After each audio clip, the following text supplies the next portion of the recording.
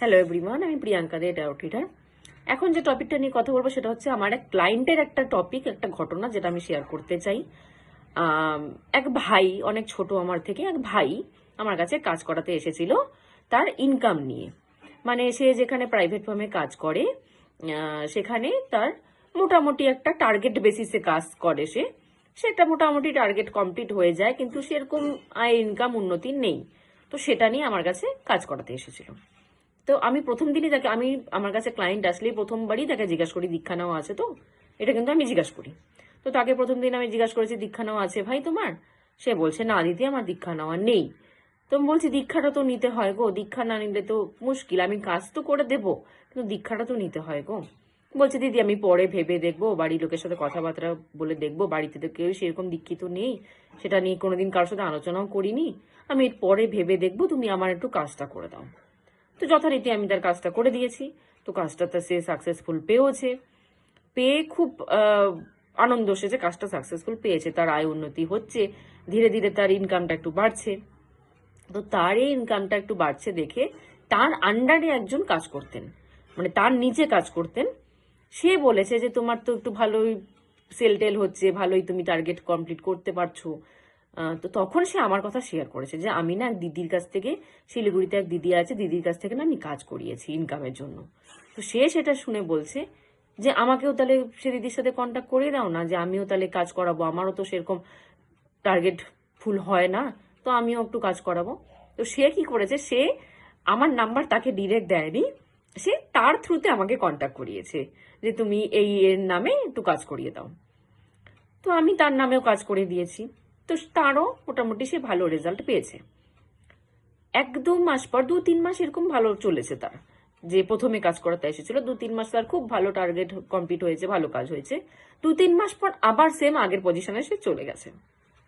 সে আবার এসেছে আমার কাছে, দিদি 2-3 মাস তো মোটামুটি ঠিকই ছিল, আবার একটু ঘাটা চলছে, কি করা যায়? বলছি তাহলে একটু আমি বললাম যে আবার তাহলে কাজ করাও, কি করবা তাহলে কাজ করো। সে আবার কাজ করেছে, আমি আবার কাজ করে দিয়েছি, সে আবার মোটামুটি এবার একটু বেশি টাইম 5-6 মাস সে ঠিক ছিল। 5-6 মাস তার ঠিক থাকার পরে আবার সে ডাউনে চলে গেছে। কিন্তু এবার কেস কি হয়েছে, যে তার আন্ডারে যে কাজ করতো, যে আমার কাছে আবার কাজ করিয়েছিল, সে তার থেকে হাই লেভেলে চলে গেছে। সে তার আন্ডারে ছিল, কিন্তু তার একবার কাজেই এতটা সাকসেস পেয়ে গেছে, সে সে তার ওপরে চলে গেছে আর সে নিচে চলে গেছে। তো তারপরে সে থার্ড টাইম আবার আমার কাছে এসেছে, বল মানে সে দেখি এবার বেশি দুঃখিত। দুঃখের কারণটা আমি পরে বুঝতে পারলাম, যে বলছে দিদি আবার এবার তো 5-6 মাস আমি ঠিক ছিলাম, একদম খুব ভালো ছিল, আবার সেম কন্ডিশনে চলে এসছে। বলছি দেখো ভাই, তোমাকে আমি এতবার করে তুমি কাজ করাচ্ছ, আমি কাজ করে দিচ্ছি, তোমার টেম্পোরারি ঠিক হচ্ছে ঠিকই, কিন্তু আবার তুমি 2-3 মাস 6 মাস পর কিন্তু আবার সেম জায়গায় চলে আসছো। তার থেকে বেটার হয় না তুমি দীক্ষাটা নিয়ে নাও, কারণ দীক্ষাটা তো পার্মানেন্ট না। আমি যেগুলো কাজ করি সেগুলো অনেকের ক্ষেত্রে পার্মানেন্ট হয়ে যায়, অনেকের ক্ষেত্রে আবার টেম্পোরারি রেজাল্ট হয়, সবার ক্ষেত্রে কিন্তু সেম হয় না। তোমার ক্ষেত্রে মনে হয় জিনিসটা টেম্পোরারি ওয়ার্ক করছে, তো তুমি পার্মানেন্ট কাজটা করে নাও না। তোমাকে তো প্রথম দিনেই আমি বলছিলাম দীক্ষাটা নিয়ে নাও না, দীক্ষাটা নিলে পার্মানেন্ট হয়ে যাবে, আমার কাছে বারবার তোমার এসে ওয়ার্কটা করাতে লাগবে না। কারণ আমি ওয়ার্কটা করি কার সামনে? ঠাকুরের সামনেই তো বসে করি।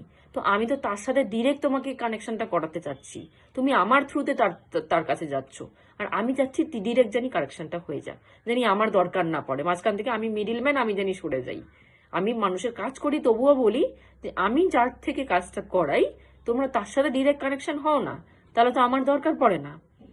আমি আমি কাজ করি, কিন্তু তবুও তারপরে আমি এটা বলছি। তো সে তারপরে একবারে রাজি হয়ে গেল যে দিদি এবার আমি নেবই, এবার তুমি আমাকে দীক্ষার ব্যবস্থা করে দাও, আমি নেবই। তো যথারীতি আমি তাকে দীক্ষার ব্যবস্থা করে দিলাম। তারপর আমার তার বন্ধুর কথা মনে পড়েছে, আচ্ছা ভাই তোমার বন্ধু তো আমার কাছ থেকে কাজ করেছিল, তার কি খবর?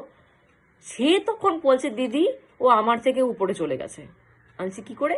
বলে ওর একবার কাজেই এতটা সাকসেসফুল যে ও আমার থেকে উপরে চলে গেছে, আর আমি তোমার কাছে 3 বার কাজ করিয়েছি, হচ্ছে, তারপর আবার যে কন্ডিশন হয়ে যাচ্ছে, ঠিক হয়ে যাচ্ছে, আবার যে কন্ডিশন, কিন্তু ওর একবারেই হয়ে গেল। এটা কেন হলো দিদি? তখন আমি ওকে জিনিসটা বোঝালাম যে ওর একবারেই কাজ হয়ে গেছে, মানে প্রথম কথা হচ্ছে ওর কর্ম ভালো ছিল, ওর আগের জন্মে কর্ম মেবি ভালো ছিল, ওই জন্য ওর একবারে কাজ হয়ে গেছে, ফার্স্ট। সেকেন্ড, ওর এখনো ঠাকুরের সাথে কানেকশন করার টাইম আসেনি, ওই জন্য ঠাকুর তাকে একবারেই কাজটা দিয়ে দিয়েছে। একবারে কাজটা দিয়ে দিয়েছে কারণ তার সেকেন্ড টাইম সে আমার কাছে আর আসবে না, আমার কাছে আসার দরকার পড়বে না, দীক্ষা নেওয়ার অতটা দরকার পড়বে না, ওই জন্য ঠাকুর তাকে একবারে কাজটা দিয়ে দিয়েছে। আর তোমার সাথে যেহেতু আমার প্রথমেই দীক্ষার কথা হয়েছে, ঠাকুর তো সেটা শুনেছে যে দীক্ষার কথা আমি বলেছি তোমাকে, তো ঠাকুর তো চাবেই যে তোমাকে দীক্ষা নেওয়াতেই।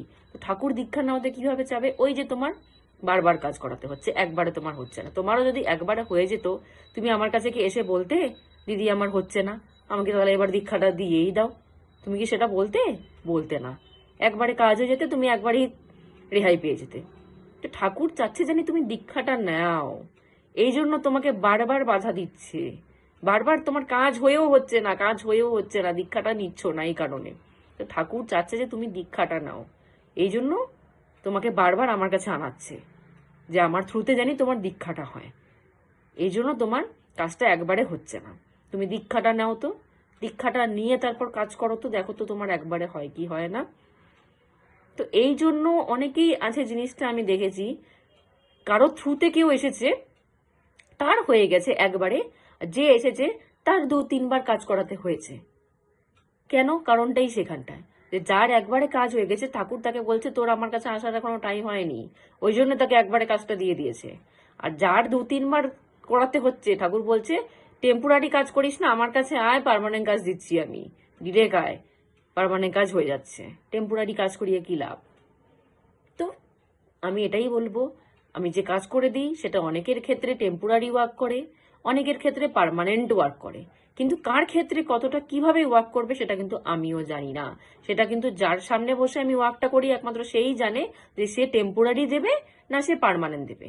সে যদি তার কাছে টানতে চায় তাহলে সে টেম্পোরারি কাজ দেবে, আর সে যদি ভাবে যে এখনো তোর টাইম হয়নি তাকে সে পার্মানেন্ট কাজ দেবে। ব্যাপারটা কিন্তু এরকম। তো আজকের মতো এখানেই স্টপ করছি।